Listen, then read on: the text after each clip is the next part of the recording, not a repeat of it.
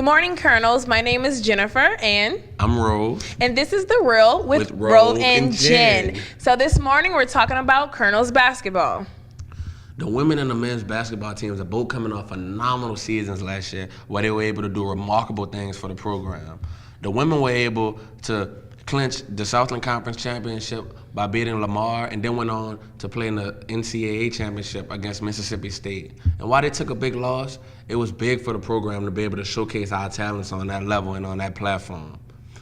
While the team is losing a lot of seniors, they still return a lot and they recruited well to try to replace what they've lost and to mimic the same success. I totally agree with you with that one. Yes. And Coach Planson, who is featured on the Nichols Awards. Oh my God.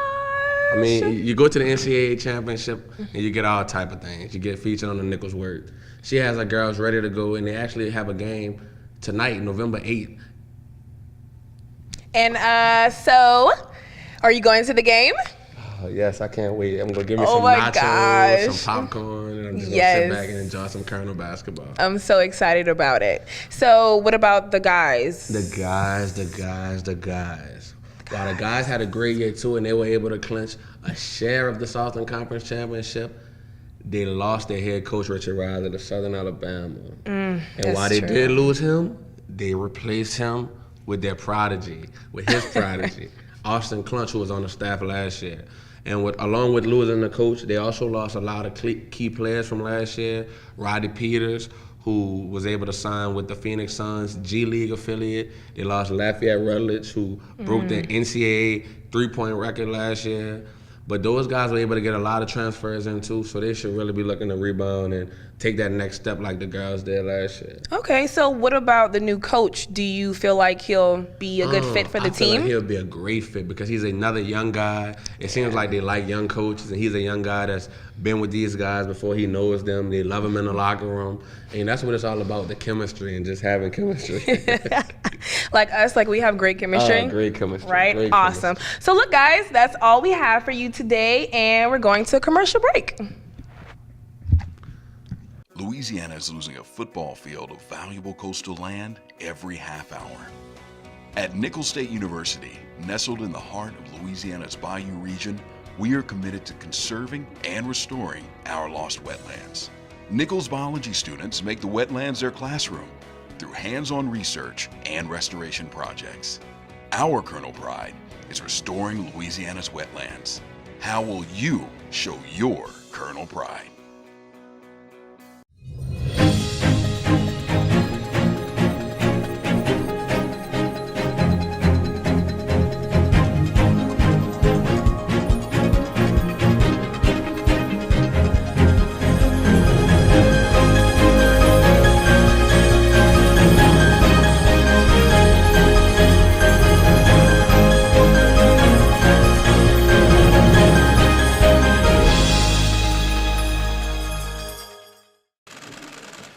A news conference that was expected to be a victory lap for President Trump instead descended into chaos. While the president played coy and didn't tip his hand on his decision to fire Attorney General Jeff Sessions. We're looking at different people for different positions. You know, it's very common after the midterms.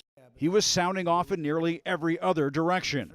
Asked about Democrats riding the midterms into power in the House of Representatives, Mr. Trump bristled at the notion he will be under a slew of investigations, warning he'll retaliate. They can play that game, but we can play it better because we have a thing called the United States Senate, and a lot of very questionable things were done between leaks of classified information and many other elements that should not have taken place. And all you're going to do is end up in back and forth. The president tried to sidestep what could be the biggest worry for the White House, that Democrats will demand to see his tax returns. I'm on a very continuous audit because there are so many companies, and it is a very big company, far bigger than you would even understand. But it's a great company, but it's big, and it's complex, and it's probably feet high. It's a very complex instrument, and I think that people wouldn't understand it. Mr. Trump was clearly taking the election returns personally, slapping at House Republicans who decided to steer clear of the president and lost. Mia Love gave me no love, and she lost. Too bad. Sorry about that, Mia. And Barbara Comstock was another one. I mean, I think she could have won that race, but she didn't want to have any embrace. Then Mr. Trump started taking swipes at journalists over questions about his false claim during the campaign that a migrant invasion was underway on the border. They're hundreds of miles away, though. They're hundreds and hundreds of miles away. That's I not think an you invasion. should, honestly, I think you should let me run the country. You run CNN. All right. And if you did it well, your ratings would Let me be ask, much better. if I may ask that's one other enough. question. Mr. President, if I may ask Peter, one go other ahead. question, are you worried? That's enough. That's Mr. enough. President, I that's was going enough. to ask one of the other folks. That's have had, enough. Pardon me, ma'am. Mr. Excuse President, me. That's enough. Despite the pipe bomb sent to CNN and other Democratic politicians, the president returned to his favorite insults for the media. Okay, just sit down, please. Well, when you report fake news, when you report fake news, which CNN does a lot, you are the enemy of the people. The president also lashed out at reporters who simply asked why he considers himself a nationalist. Why do I have among the highest poll numbers with African Americans? I mean, why do I have my highest poll numbers? That's such a racist question. Honestly, I mean, I know you have it written down and you're going to tell me. Let me tell you, it's a racist question. And whether Mr. Trump is in fact a racist. And I don't use racist remarks. And you know what? If I did, you would have known about it. I've been hearing there are tapes for years and years. There are tapes. Number one, I never worried about it because I never did. I never used racist remarks. I've never used racist remarks. Well, Wes, I think that's all we got today. I think it is, Sam. Thank you for watching Good Morning Colonels. Have a good one.